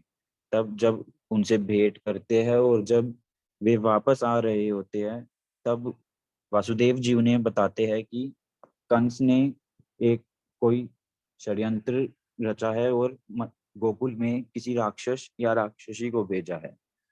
तो यह सुनकर नंद बाबा बड़े ही जल्दी वापस मथुरा से गोकुल की ओर जाते हैं, और वह जब जा रहे होते हैं तब भगवान विष्णु से और बाल कृष्ण की रक्षा के लिए प्रार्थना भी करते हैं। और वहीं दूसरी ओर पूतना नाम की राक्षसी कंस की आज्ञा से गोकुल पहुंच जाती है। और पूतना एक बड़ी ही भयानक राक्षसी थी जो आकाश में उड़ सकती थी, अपना भेष बदल सकती थी, और साथ ही वह छोटे छोटे नवजात बालक जो होते थे, जो अभी जन्मे ही है, उन्हें मारकर उनका वध भी कर देती थी। वह यह सब करती थी, और इसलिए कंस ने पूतना को कृष्ण के वध के लिए भेजा था। अब पूतना जैसे ही गोकुल में जाती है, तब वहां वह देखती है कि सब नंद महाराज के घर में छठी पूजन का आयोजन हो रहा है और सभी बड़े खुश है। तो वह वहां जाने के लिए कुछ तरकीब लगाती है, और पूतना तब सोचती है कि वह भेष बदलकर नंद बाबा के घर में प्रवेश करेगी तो कोई उसे रोकेगा नहीं। तो तब पूतना आकाश से गोकुल में धरती पर आती है, और वह एक बहुत ही सुंदर स्त्री का रूप ले लेती है। और जैसे ही वह सुंदर स्त्री का रूप लेती है कि अपने बालों में पुष्प लगाती है, कंगन कुंडल सब से अपना श्रृंगार करती है, और हाथ में एक कमल फूल को लेकर वह नंद महाराज के घर में प्रवेश करती है। वहां यशोदा मैया, रोहिणी माता और सभी गोपी होती है। तो वे उस इतनी सुंदर स्त्री को देखकर वह सोचती है कि यह अवश्य ही कोई देवी है जो कृष्ण के दर्शन करने के लिए गोकुल आई है। गोपियां यह भी सोचती है कि यह अवश्य ही देवी लक्ष्मी है जो बाल कृष्ण के इस अद्भुत इतने सुंदर रूप के दर्शन करने के लिए आज के दिन यहाँ आई है और कृष्ण को आशीर्वाद भी देने आई है। परंतु और जैसे ही पूतना घर में प्रवेश करती है, तो वह बाल कृष्ण को सामने एक पालने पर देखती है। वह यह जब दृश्य पूतना के सामने होता है, तब पूतना बड़ी ही उस पूतना को के मन में एक अलग अनुभूति होती है, और उसे ऐसा प्रतीत होता है कि यह बालक अवश्य ही कोई दिव्य शक्ति है, और यह इसमें इतनी शक्ति है कि यह सभी पूरे पूरे ब्रह्मांड की शक्ति का स्रोत यही है। परंतु फिर भी वह इस ख्याल को दूर कर देती है और अपने कृष्ण वध के मकसद को अंजाम देने के लिए कृष्ण के पास जाती है। और जब यह सब इसे अब इतने सुंदर भेष में देखकर यशोदा माता जी उन्हें नहीं रोकती है।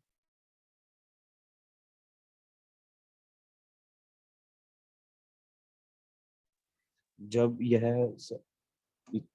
पूतना एक जब बाल कृष्ण के पालने के पास जाती है, वह उन्हें देख कर अपने बड़े ही सुंदर रूप से उन्हें देखती है, और अपने उन्हें स्तनपान करवाने की इच्छा प्रकट करती है यशोदा मैया के आगे।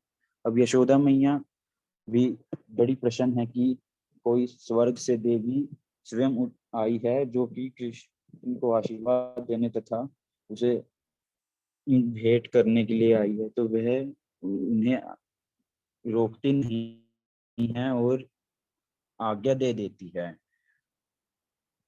अब पूतना ने यहाँ अपने स्तनों पर बड़ा ही जहरीला विष लगाया होता है, जिससे कि वह सोचती है कि जैसे ही कृष्ण उनका दूध पिएंगे तो वे जहर की वजह से उनकी मृत्यु हो जाएगी।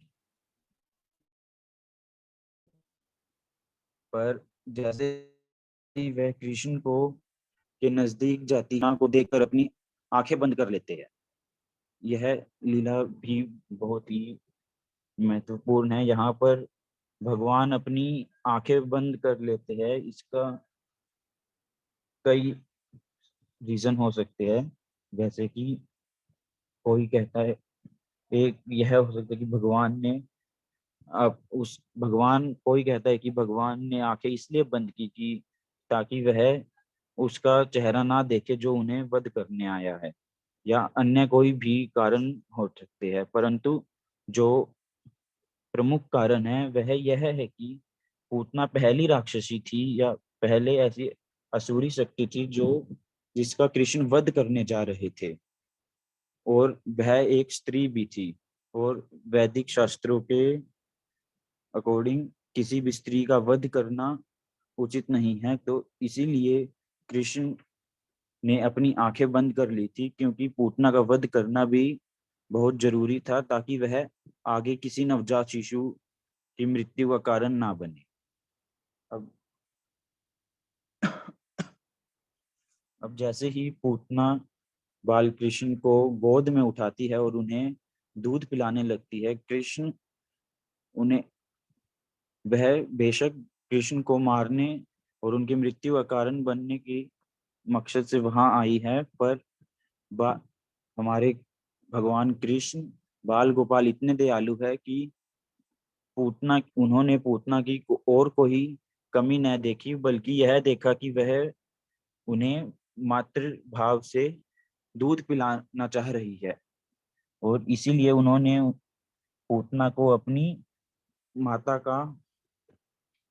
माता के समान सम्मान दिया और उन्हें अपनी धाय माता माना। धाय माता यानी जो आया होती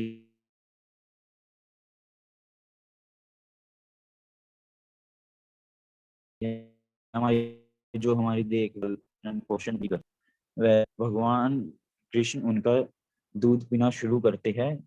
और जैसा कि मैंने बताया कि पूतना ने अपने स्तनों पर जहर लगाया होता है, जिससे कि कृष्ण उस जहर के प्रभाव से मर जाए, परंतु कृष्ण दूध पीते रहते हैं, और जैसे जैसे वह दूध पी रहे हैं वैसे ही वे पूतना के प्राण भी साथ साथ पी रहे हैं, और पूतना को अत्यंत पीड़ा होने लगती है।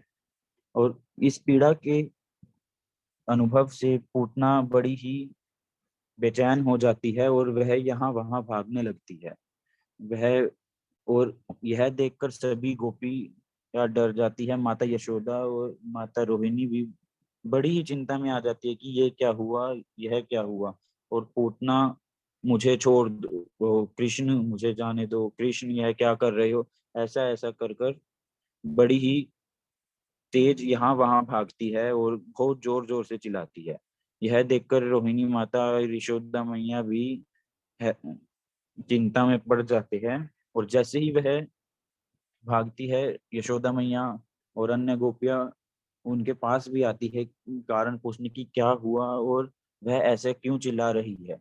परंतु वह पूतना नंद महाराज के घर से बाहर की ओर भागती है, और वहां जाकर वह जब उसका पूरा शरीर पसीने से भर जाता है और उसके प्राण जाने ही वाले होते हैं, तब वह अपने असली रूप में आ जाती है और बहुत ही विशाल राक्षसी का रूप ले लेती है।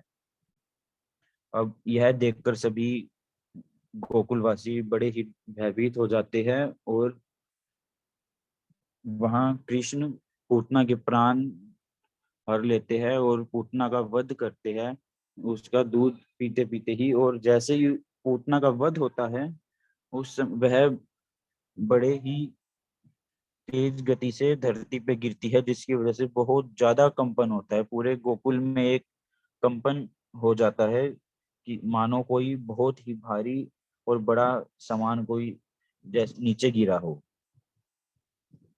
यह सब देखकर सभी हैरान हो जाते हैं और सभी कृष्ण के लिए भयभीत भी होते हैं कि कृष्ण एक राक्षसी के साथ एक राक्षसी कृष्ण को ले गई और यह क्या हुआ। परंतु जब यह होता है तब पूतना का शरीर बड़ा ही विशालकाय था, जो कि धरती पर गिरता है तो सभी आश्चर्यचकित हो जाते हैं और बाल कृष्ण पूतना के ऊपर जहां पर वह उनके स्तनों से दूध पी रहे थे वहीं पर खेलते हुए दिखते हैं। सभी यह देखकर बड़े ही अचंभित होते हैं और काफी खुश भी होते हैं। माता यशोदा बड़ी प्रसन्न होती है कि उनका लल्ला बिल्कुल ठीक है और उसे कुछ नहीं हुआ। और वहीं नंद महाराज भी गोकुल पहुंचते हैं और वह देखते हैं कि यह बहुत बड़ी राक्षसी यहाँ गिरी है और जिसका वध हो चुका है। अब पूतना वध जब होता है तब पूतना यहाँ बड़ी ही अद्भुत लीला भगवान हमें दिखाते हैं और हमें एक सीख भी देते हैं। यहाँ पूतना बेशक एक राक्षसी थी, पर जब भगवान उसका वध करते हैं पूतना को मोक्ष की प्राप्ति हो जाती है। और पूतना की यह उदार जब भगवान बड़े ही अपने दयालु भाव से दिखाते हैं, हमें यह पता लगता है कि हमारे कृष्ण कितने दयालु है। एक जब पूतना उन्हें मारने के लिए उद्देश्य से आई थी तब भी उन्होंने यह नहीं देखा कि पूतना ने कितने पाप किए हैं या कितने किस उद्देश्य से वो कृष्ण के पास आई है। पर कृष्ण ने सिर्फ ये देखा कि पूतना ने अपने मातृभाव से एक उन्हें दूध पिलाने की इच्छा प्रकट की, जिससे कि कृष्ण बड़े ही खुश हुए और उनको मोक्ष की प्राप्ति हो गई पूतना को। और पूतना की यह लीला भी उसके पिछले जन्म से भी जुड़ी हुई है। जैसा पिछले जन्म में पूतना राजा बलि की बेटी रत्नमला के नाम से धरती पर आई थी जब भगवान ने वामन अवतार लिया था। वह जब वामन अवतार राजा बलि के यज्ञ में 3 पग भूमि मांगने जाते हैं तब उनकी बड़े ही सुंदर छवि देखकर रत्नमला यह मन ही मन इच्छा प्रकट करती है कि इतना सुंदर बालक इतना आकर्षक है वो उनका भी पुत्र हो और वह उन्हें दूध पिलाए। परंतु जब वह देखती है कि भगवान ने वामन अवतार में जिस तरह राजा बलि से 3 पग भूमि मांगी और तीसरे पग में राजा बलि के सिर पर ही अपना पग रख दिया, तब वह क्रोधित होकर यह इच्छा मन में प्रकट करती है कि इस बालक को दूध नहीं वह अवश्य ही विष पिलाई जिसने उसके पिता के साथ ऐसा व्यवहार किया। और भगवान भी हमारे इतने दयालु है कि वह अपने भक्तों की इच्छा जरूर पूरी करते हैं। इसीलिए उन्होंने पूतना का जब रत्नमला का अगला जन्म पूतना के रूप में हुआ तो उसकी यह दोनों इच्छाएं पूर्ण की। उसने दूध पिलाने की इच्छा भी तथा जहर पिलाने की इच्छा भी, और इसी के साथ उसे मोक्ष की प्राप्ति भी हुई। और भगवान ने उसे मोक्ष प्राप्त करवाया। और इसी के साथ जब उसका शरीर गोकुल में गिरा हुआ देखते हैं तो सभी गोपी या और सभी ग्वाल वाल वहां आ जाते हैं और कृष्ण को वहां से सुरक्षित घर ले जाते हैं सभी। और घर जब ले जाकर सभी कृष्ण की गौमूत्र से स्नान तथा शुद्धि करते हैं और उनका मंत्र उच्चारण से एक शुद्धिकरण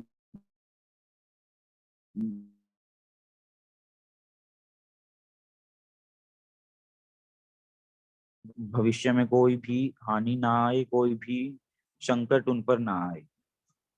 यह पूतना वध की लीला से हम यह भी देखते हैं कि भगवान इतने कृपा सिंधु है कि वह हम भक्तों पर इतनी कृपा करते हैं कि उनकी हर एक इच्छा अब पूरी करते हैं और उनके हर एक छोटे से छोटा भी जो प्रयास होता है जो हम भगवान की भक्ति में लगाते हैं, उनकी सेवा में लगाते हैं, वह भी उन्हें पूर्ण रूप से अपनाते हैं और उससे बड़े ही खुश होके हमारे लिए सभी मोक्ष के द्वार खोल देते हैं।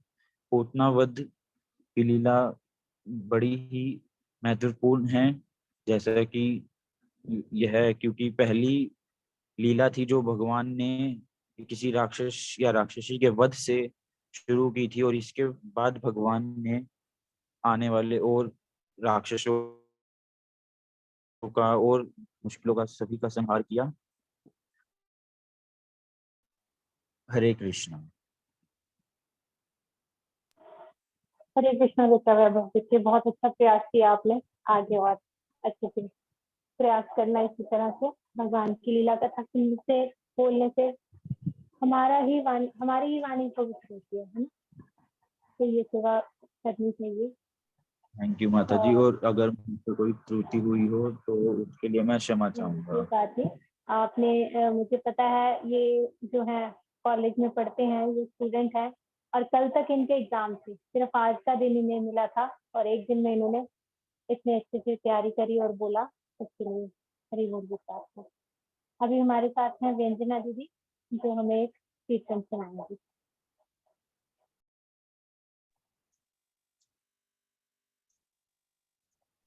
हरी बोल व्यंजना दीदी, आप अपने आप को अनम्यूट कर लीजिए।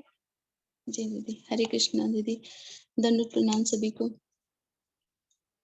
आज मैं श्री नंदनंदनाष्टकम सुनाऊंगी आप सभी को। कोई त्रुटि हो जाए तो क्षमा कीजिएगा।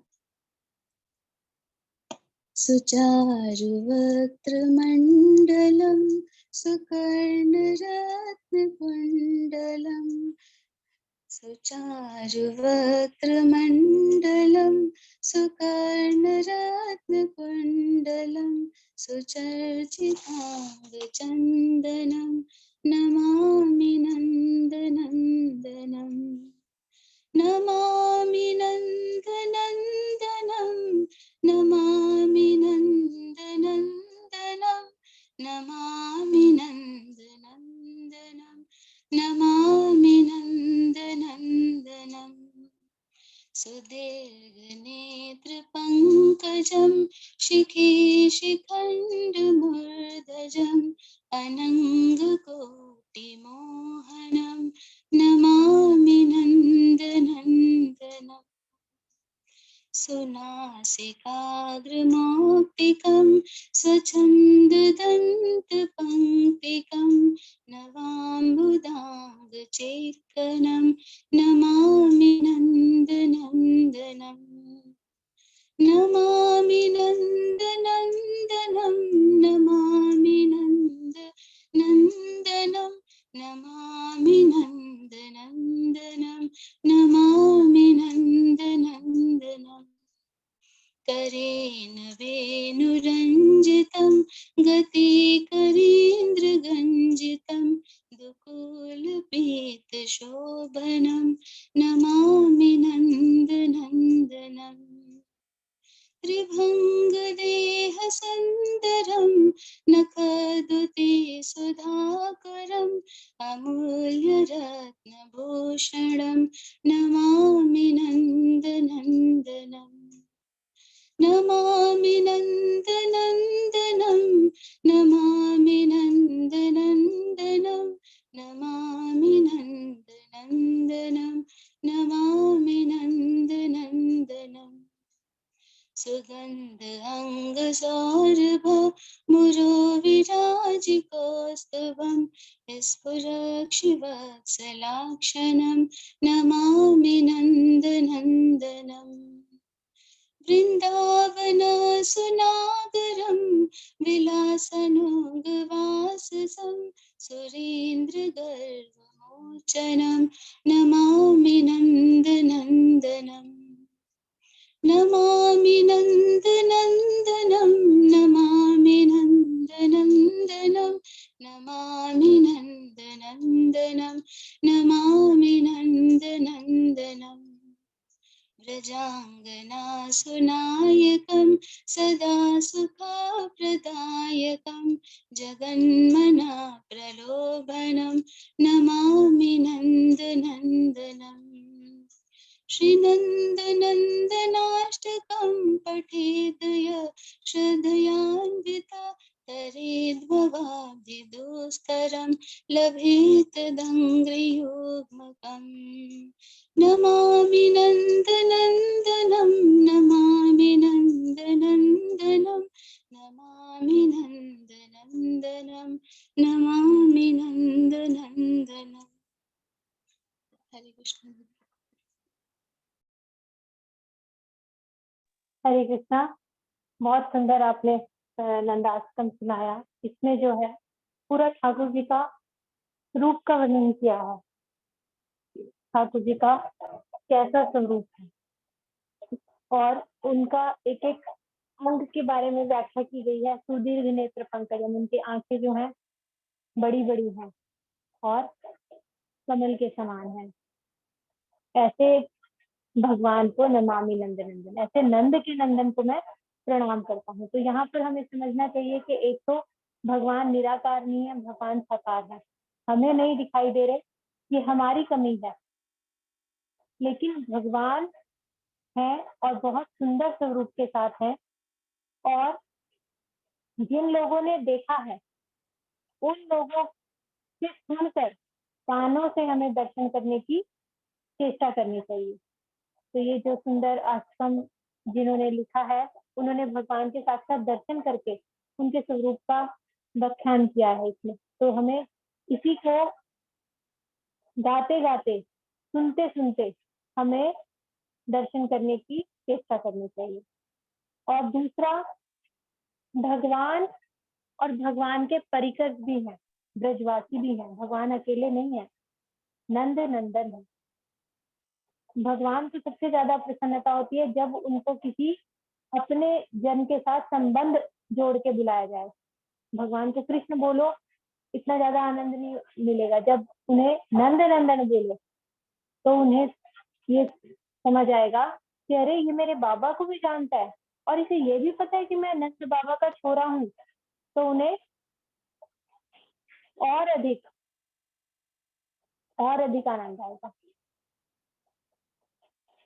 तो इस तरह से आज हम ये सेशन विराम करते हैं। और इसमें भगवान के जो जन्म का कारण था, उसमें एक दो कारण और रह गए, वो गौरप्रिया हमें एक दो कारण और बताएगी। फिर हम इस सेशन को आज विराम करेंगे और कल फिर हम सब इसी तरह एकत्रित होंगे ठाकुर जी की नई नई लीला स्थलियों को देखने के लिए और उनकी हरि कथा सुनने के लिए। हरि बोल गौरप्रिया बेटा।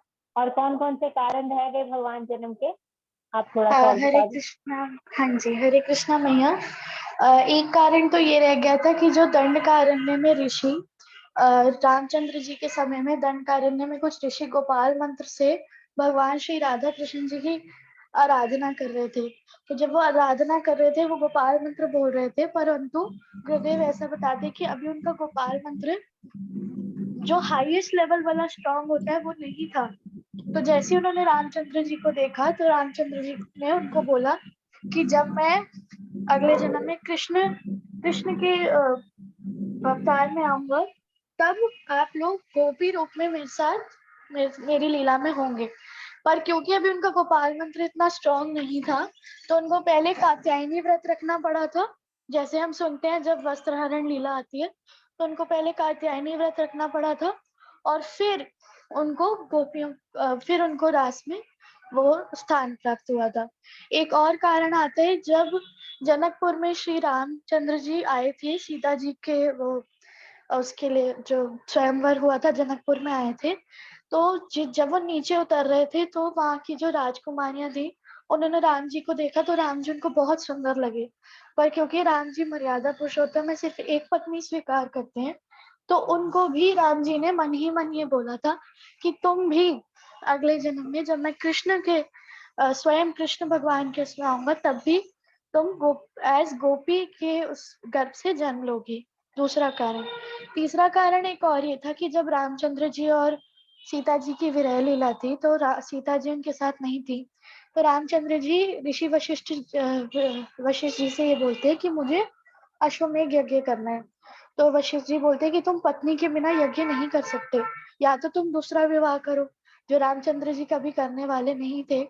तो फिर उन्होंने स्वर्ण यानी कि सोने की सीता जी बनाई थी, कुछ विग्रह बनाए थे, जो बाद में बहुत मतलब हर यज्ञ के साथ स्वर्ण सीताएं बनाई थी। तो उन स्वर्ण सीताओं ने ये बोला था कि हम अब मतलब हम अब कहाँ जाएं, क्योंकि अब अभी तो आपकी एक ही पत्नी है। तो फिर उन्होंने उनको भी ये बोला था कि अगले उसमें तो गोपी बन के मतलब मेरी साथ लीला में होगी।